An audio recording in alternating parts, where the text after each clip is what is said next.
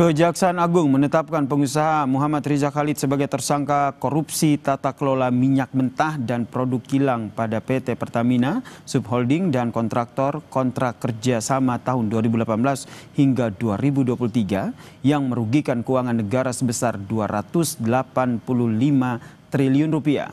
Kejagung telah mengajukan permohonan pencegahan ke luar negeri terhadap Riza pada 10 Juli lalu bersamaan dengan ditetapkannya ia sebagai tersangka. Riza Khalid diduga berada di Malaysia.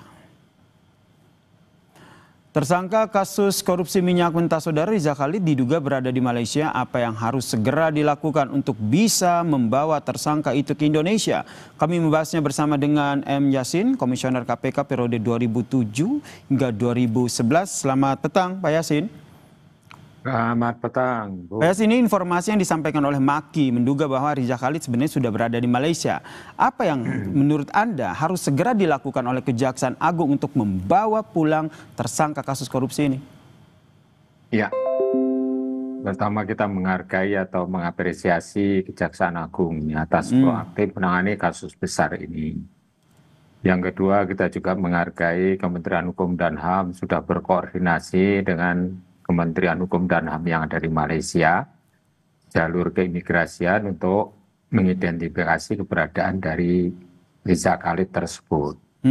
Hal yang perlu kita tekankan, ya, Red Notice dan ASEANAPOL dan Interpol itu harus segera dilakukan kerjasamanya agar bisa memberikan informasi dan tindak lanjut dari penanganan buronan itu dengan cara menangkap yang bersangkutan dan diekstradisi ke Indonesia.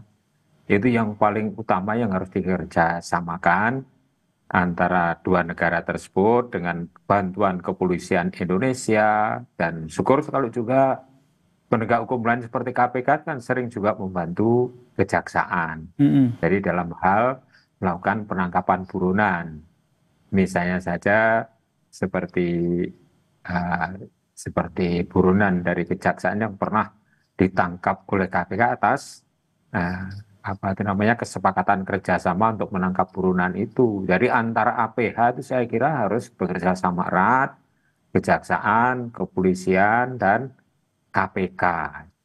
Yaitu Tabrani Ismail ya, yang dulu pernah ditangkap buronan kejaksaan itu oleh KPK, ya kita serahkan kepada Kejaksaan Agung. Jadi saling melengkapi lah, komplementari antara penegak hukum dalam kasus-kasus pencarian buronan yang berada di luar negeri ini. Saya kira akan cepat gitu ya. Kalau sudah betul. Menurut Anda akan cepat begitu ya? Kalau seandainya memang sudah diketahui keberadaan di Malaysia. Kalau proses kerjasamanya itu apakah sepengalaman Anda butuh waktu berapa lama begitu? Harus berkoordinasi dengan pihak pemerintah Malaysia, kemudian kepolisian Malaysia?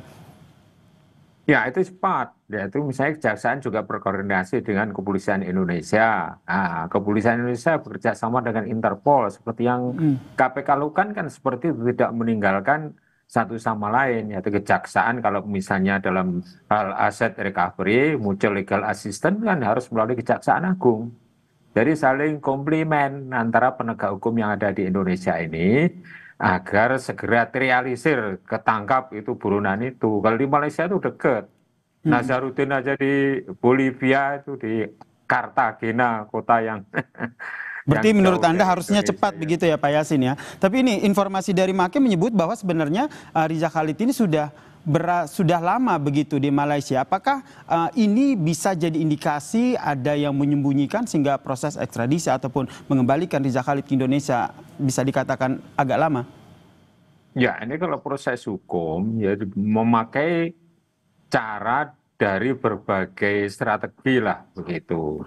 Nggak bisa dengan Interpol, ya juga dengan kepolisian lokal atau dari Kejaksaan Agung di Malaysia atau juga lembaga anti korupsi Malaysia. Itu bisa saling mendukung, berikan informasi.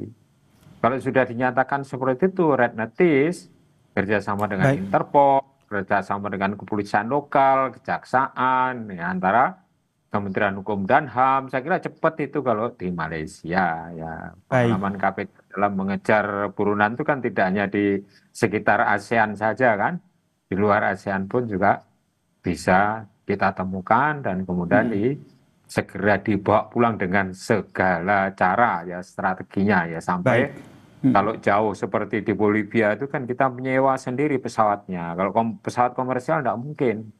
Dia turun di mana, transit, nanti bisa lari, tidak bisa dikejar. Itu strategi-strategi pengalaman yang harus di-share. Apalagi kalau hanya dekat, kan tidak ada transit kalau misalnya dinaikkan ke pesawat gitu. Saya kira kita mendukung agar kerjasama antar penegak hukum baik nasional atau regional atau bahkan internasional bisa dilakukan segera oleh Kejaksaan Agung. Ini yang kita tunggu bersama ya, bagaimana langkah dari Kejaksaan Agung memburu jejak tersangka Riza Khalid di Malaysia ya. Terima kasih Komisioner KPK periode 2007-2011 M. Yasin telah bergabung bersama kami di